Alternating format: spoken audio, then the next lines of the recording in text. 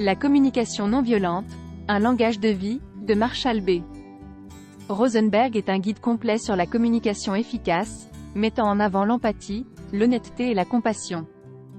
Dans ce résumé détaillé, nous explorerons les concepts fondamentaux, les principes et les stratégies pratiques présentées par Rosenberg pour aider les individus à favoriser la compréhension, la connexion et l'harmonie dans leurs interactions avec autrui.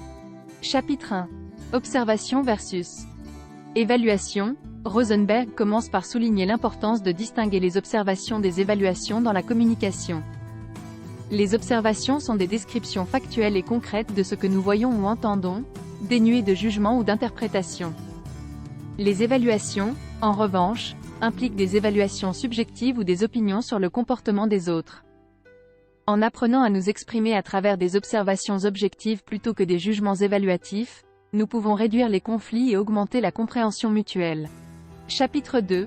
Sentiments versus pensée. Dans ce chapitre, Rosenberg explore la distinction entre les sentiments et les pensées.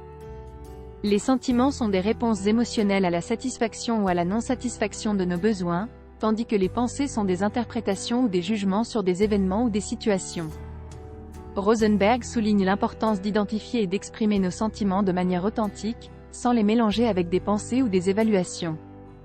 En développant une conscience émotionnelle et en articulant clairement nos sentiments, nous pouvons approfondir la connexion et l'empathie dans nos relations.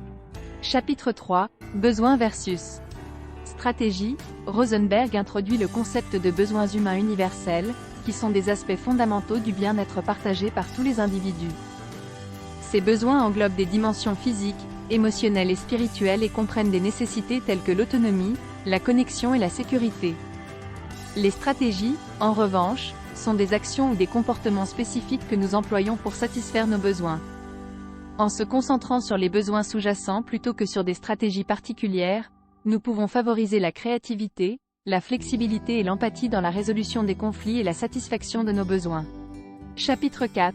Demande versus exigence. Dans ce chapitre, Rosenberg explore la distinction entre les demandes et les exigences dans la communication. Les demandes sont des invitations sincères pour les autres à contribuer à notre bien-être, tandis que les exigences sont des tentatives coercitives pour contrôler ou manipuler le comportement des autres. Rosenberg souligne l'importance de formuler des demandes claires et spécifiques, ancrées dans nos besoins et nos valeurs plutôt que d'imposer des exigences. En exprimant nos besoins et nos désirs avec authenticité et respect pour l'autonomie des autres, nous pouvons favoriser la coopération et le respect mutuel dans nos interactions. Chapitre 5. Application de la communication non violente. Rosenberg fournit des conseils pratiques sur l'application des principes de la communication non violente dans divers contextes, notamment les relations personnelles, les interactions professionnelles et les conflits. Il propose des exemples et des exercices pour aider les lecteurs à développer leurs compétences en communication et à cultiver l'empathie, l'authenticité et la connexion dans leurs interactions avec les autres. Rosenberg encourage les lecteurs à pratiquer l'écoute active, la compréhension empathique et l'expression honnête de soi pour établir la confiance et le lien avec les autres. Chapitre 6. Embrasser l'empathie et la compassion. Dans le dernier chapitre, Rosenberg souligne l'importance de l'empathie et de la compassion dans la communication et les relations. Il encourage les lecteurs à cultiver une mentalité d'empathie envers eux-mêmes et les autres, reconnaissant l'humanité et la dignité de tous les individus. Rosenberg souligne le pouvoir transformateur de l'empathie dans la création de connexions, de guérison et de réconciliation. En pratiquant la communication non violente avec sincérité et compassion, les individus peuvent créer des relations plus harmonieuses et contribuer à un monde plus pacifique et compatissant. Conclusion. La communication non violente, un langage de vie, offre un cadre profond pour transformer la communication et les relations. En embrassant l'empathie, l'honnêteté et la compassion, les individus peuvent combler les écarts, résoudre les conflits et construire des liens plus profonds avec les autres.